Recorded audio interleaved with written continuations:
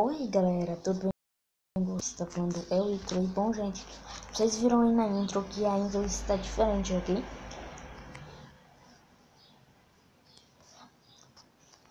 Eu troquei. Tá uma merda dos carros passando.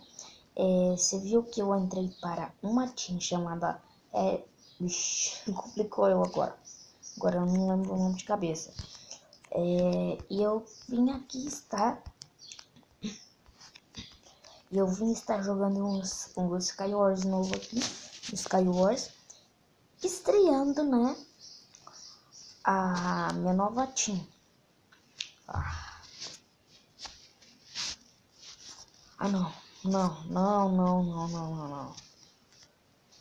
Galera, eu voltei no outro servidor. Aquele lá tinha reiniciado, vocês viram? Então, gente, eu vou estar jogando aqui na Hypixel. Lembrando que o IP dos dois servidores está aqui na descrição. Então, deixa o like e se inscreva, ok? Eu vou estar entrando numa partidinha. Mas vou mostrar primeiro aqui os kitzinhos para vocês, né, galera? Não, melhor, eu vou mostrar os kits ali e já vou entrar numa partida.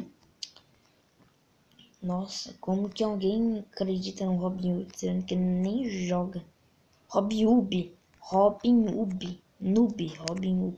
Aqui tem uns kits, noob, aquele aí vai indo. Vou pegar esse daqui. Vou entrar na partida e já volto. Bem, gente, eu nasci bugado. Ah, não é possível que eu nasci bugado. Olha. Ah, não, velho. Não. Eu nasci bugado. Ah, não, velho. Não, depois dessa vou até...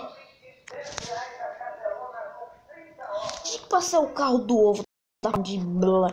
De todas essas merdas. Vou entrar aqui no Harvey. Sai da frente. Aí, esse mapa aqui não tá parecendo bugado pra mim. Mano, eu acho que eu vou tentar fazer uma mitad.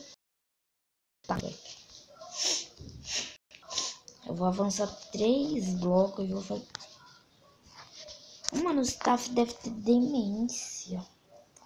Demência mental ainda. Que vai colocar a noite. Nossa, cagada, galera. Nunca mais. Não, depois dessa eu pedi até pro Fera 10 me colocar nos tops MLG limitada, né? Mano, você viu? Eu caí na pontinha. Nunca mais que eu faço isso.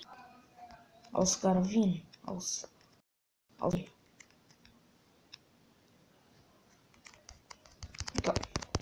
Ah, não.